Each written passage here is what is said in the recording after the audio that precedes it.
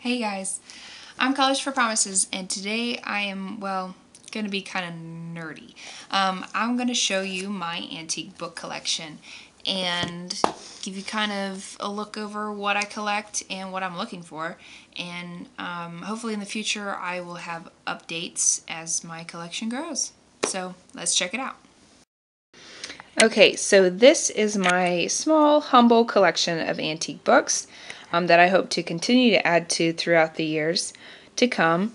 What I shoot for is the 1960s and earlier. I think there's one book in here from the 1970s, but you know, it happens. So how I'm going to do this is I'm going to go through each book and I'm going to show you the copyright, if there is one, and read the first sentence of the book. So, of course, we have to have Sherlock Holmes, one of my favorites, and it's a hardback. I got it from an antique store for about $10, believe it or not, and it is copyright 1905 in small print right there. So it has quite a few of the classic stories, and the first sentence says, "The Adventure of the Empty House. It was in the spring of the year 1894 that all London was interested, and the fashionable world dismayed, by the murder of the Honourable Ronald Adair under most unusual and inexplicable circumstances." Of course. Good old Sherlock Holmes. Another one we have is from a different antique store. This is the selections from Browning, part of the Standard English Classics collection.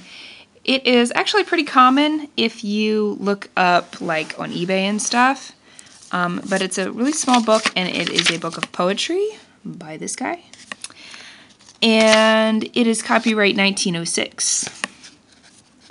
Read a stanza. It says, "Evelyn Hope. Beautiful Evelyn Hope is dead. Sit and watch by her side an hour.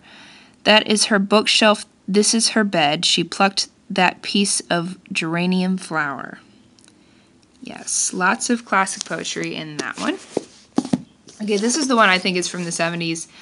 It's part of a collection, the Whitman Classics, and it is 10 tales calculated to give you the shudders, and trust me, it's scary. It really scared me when I read some of these pretty dark tales. Yeah, that one's copyright 1972. The pages are pretty worn. It's that pretty fibrous paper. It says, "A forewarning. Doors locked, windows securely barred. In these pages you are going to encounter some strange, eerie events, meet some highly unusual beings, and learn of many weird things that happened, even to ordinary people like you and me." Good stuff. All right, next one. If you grew up in the 90s like I did, you know this. The Mouse and the Motorcycle. And it's for children's reading level. But here's chapter 1, The New Guests. It says, "Keith, the boy in the rumpled shorts and shirt, did not know he was being watched as he entered the room 215 on the Mountain View Inn." Copyright 1965. Yep. All right, this one I really loved for my collection. Handel's Messiah. It's a classic and well-known music piece, and this is all of it, and it has some history in the front about it, and it's a hardback, so it was pretty awesome to find. It's copyright 1912. So the introductory note says, "The Messiah, Handel's most successful and best-known oratorio, was composed in the year 1741 in 24 days from August the 22nd to September the 14th. Goes in detail throughout all of it. Good stuff. I like it. I like it. I like it. So that's the pile of ones I've bought. These are ones I've inherited, so they have a lot more value personally to me. This is Songs of Zion, continuing the music collection. This book was given to me by my mom. There's a really faint name in there. I think it's M.L. Callahan, excuse me, I think is what it says. Now this is interesting because it's really been used a lot because it's a hymnal. Look how small that print is. And this would have been used in a church on Sunday mornings, Christian church. So It doesn't have a copyright, but this is probably my oldest one because it says in the year 1851. Yes, when you get into the 1800s, these things get really valuable. So the preface says, "The great success and usefulness of the sacred songs published by the American Tract Society in 1842 attests its excellence." Next one is also very small. This one was given to me by my grandfather, Virgil Helms. He passed away when I was 5, and I inherited quite a lot of his books are in my antique collection. So this one is cool. It says, "As a Man Thinketh." So I think it's supposed to be for becoming a man literature. I have no idea. So he inscribed his name, Virgil Helms. He put the date around 1940 because this one does not have a copyright. And the first sentence says, "Thoughts and character." And let's see, "The aphorism, 'as a man thinketh in his heart, so is he,' not only embraces the whole of a man's being, but is so comprehensive as to reach out to every condition and circumstance of his life." I know, right? Okay. Next, more music. Another one of the classic hymnals. And this one has a lot of wear and tear to it, so we're going to be careful. Copyright 1900 and 1906. I'm guessing this is 1906. Yep, New York. And these, again, are hymnals that these books got used a lot for, they'd sit on the piano or the organ and be used every week. Lots of history to it. This is, I'm not going to read out of these ones, but I'll just show a few pages. This is Kent's Mechanical Engineering Handbook, 11th edition. These are technical books. My grandfather, Virgil Helms, was a carpenter. I had a few carpenters on the Helms side of my family, and so I got a lot of his technical books, which are pretty awesome. Copyright August 1947. There we go. Yeah, look at this. I have no idea. I did not inherit the gift of carpentry. Art, yes. Crafting, yes. Technical construction, not so much. All right, there's that one. Mechanical drawing, another one of his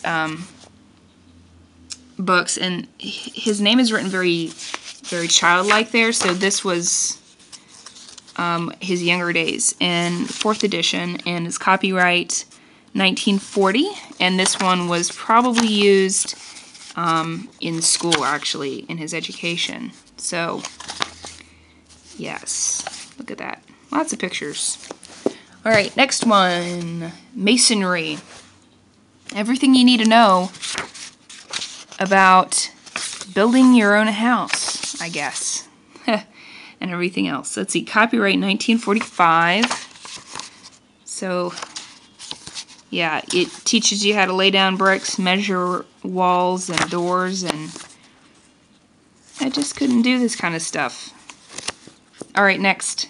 Pottery Made East, copyright 1939. This is more about the history of pottery than how to, I guess. I mean, yeah, it's real basic, but also a nice addition. Okay, next pile, we're getting into some cool stuff. So this book right here is probably my most prized of the collection. It was my grandfather, Virgil Helms. It is Jules Verne's 20,000 Leagues Under the Sea in French, and it's a textbook. So I don't study French, but my grandfather did, my father did, and this is one of the books used in his education. And what happens is you have the chapter of the classic in French, which is the original language it was written in, and then you have like a questionnaire and an exercise to learn. And so a lot of this book has like his notes. And that one is copyright in 1949. I love that one a bunch. Okay, science readers and silent reading from my grandmother on my mom's side. This is copyright 1926. and cute little owls. It's all about animals for the sake of children's education. So the first sentence says, "The Flying Fisherman. Most boys and girls like to go fishing." And that's it. No, it says, "Perhaps you will enjoy reading about a bird that also likes to fish. We call him the kingfisher." Another one of my grandmother Janice's books that she gave me is Black Beauty. This one doesn't have a copyright in it, but it's more delicate. You can see how brown the pages are. It was a very fibrous paper. And again, Black Beauty is a classic. Lots of people know. So it's valuable to me for the heritage part of it, but it's just valuable as a classic, an antique classic. So Black Beauty, my early home, it says, "The first place that I can well remember was a large pleasant meadow with a pond of clear water in it." Yay. Okay, next one. This one's really worn. Again, the last one from my grandmother Janice. 6 Great Stories. It was used a lot, again, for another children's book. And it has these classic stories in it, and it's copyright 1937. So the first story is Treasure Island. Again, another classic. People well know. First sentence says, "I am telling you this story because Squire Trelawney, Dr. Levesley, and the rest of these gentlemen have asked me to write it and tell you everything except where the island is." I gotta be careful with that one. Okay, last book, just for a laugh. Book of Riddles. This one is one that my parents got when we were children, me and my brothers, very young, and so I grew up with this book. Somehow it has survived all these years. It's still in my possession, and we still joke around as a family with these jokes, so it has a lot of meaning to me. It's copyright 1960s. This is one that my dad says a lot, so I'll show you this one. What holds up a train? I know you're probably saying the tracks or the ground. Nope. Bad men. Bad men hold up the train. And then I have to have this joke in there for my friends because I say this joke and they have no idea what I'm talking about because it's, I guess, an inside joke. But what is big and red and eats rocks? I bet you won't guess. A big red rock eater. Ta-da! So that's the last one. So that's my collection of classics and hymnals and manuals, and I hope to continue to add to it. I'm really hoping to find some science fiction, especially classics like The Invisible Man and so forth, and hopefully ones from the 1800s if I was a rich person. But anyway, stay tuned, and hopefully I will have updates.